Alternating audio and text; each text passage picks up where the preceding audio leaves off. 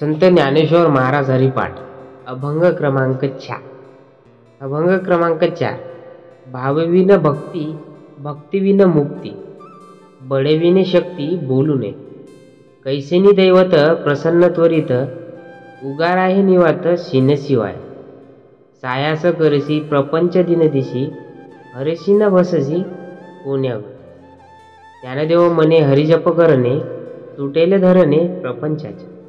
हा अभंग संत ज्ञानेश्वरांनी भक्ती, साधना आणि भगवंताचे महत्त्व समजण्यासाठी रचला आहे। सत्य भक्तीशिवाय मोक्ष प्राप्त होऊ शकत नाही, हे यात ठळकपणे सांगितलेले आहे। फक्त भौतिक जीवन जगण्यात वेळ घालवू नये, तर ईश्वर भक्ती करावी। नंबर 1। भावविन भक्ती, भक्तिविन मुक्ती, बळविन शक्ती बोलू नये। खऱ्या भक्तीला श्रद्धा आणि प्रेमाची आवश्यकता असते। फक्त बाह्य पूजा करून मोक्ष मिळत नाही, त्यासाठी निस्सीम भक्ती हवी। जसे शक्ती नसताना कोणी काही करू शकत नाही, तसेच भक्तीशिवाय मोक्ष अशक्य आहे। नंबर 2। कैसेनी दैवत प्रसन्न त्वरित, उगाराहे निवांत शिनशिवाय।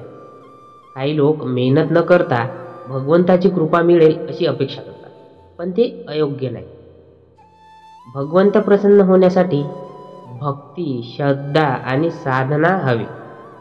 फक्त निवांत बसून काहीही न करता देवाची कृपा मिळत नाही। नंबर 3। सायासे करिसी प्रपंच दिनदिशी, हरिसी न भससी कवण्यागुणे। लोक दिवस रात्र संसाराच्या गडबडीत व्यस्त असतात, पण भगवंताला विसरतात। फक्त प्रपंचातच गुंतून राहून भक्ती केली नाही तर मोक्ष कसा मिळेल। संसार महत्त्वाचा आहे, पण तोच सर्वस्व आहे असे समजणे चुकीचे आहे। नंबर 4। ज्ञानदेव मने हरिजप करणे, तुटले धरणे प्रपंचाचे। संत ज्ञानेश्वर महाराज सांगतात की जर मनोभावे हरिजप केला तर प्रपंचाच्या बंधनातून मुक्ती मिळते।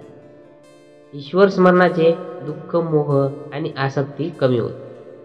म्हणून जीवनात संतांची शिकवण आणि भगवंताचे नामस्मरण करायला हवे। मुख्य शिकवण बघा, भावपूर्ण भक्ती केल्याशिवाय मोक्ष मिळत नाही। नंबर 2। भगवंत प्रसन्न होण्यासाठी श्रद्धा, प्रेम आणि साधना आवश्यक आहे। नंबर 3। भक्त संसारात अडकून राहिल्याने अंतशांती मिळत नाही। नंबर 4। हरिजप आणि भक्ती केल्याने प्रपंचाच्या बंधनातून मुक्ती मिळते। यावरून असा निष्कर्ष काढू शकतो आपण की या अभंगातून संत ज्ञानेश्वर महाराजांनी भक्तीचे महत्त्व सांगितलेले आहे।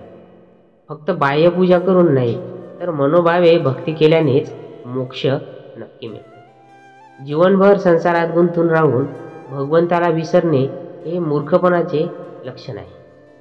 हरिजप आणि साधना केल्याने मनशांती मिळते आणि मोक्षाचा मार्ग सुकर होतो। तर रामकृष्ण हरी। तर मित्रांनो, व्हिडिओ आवडला असेल तर प्लीज चॅनलला सबस्क्राईब करा आणि साईडच्या बेल आयकॉनला नक्की दाबा। धन्यवाद।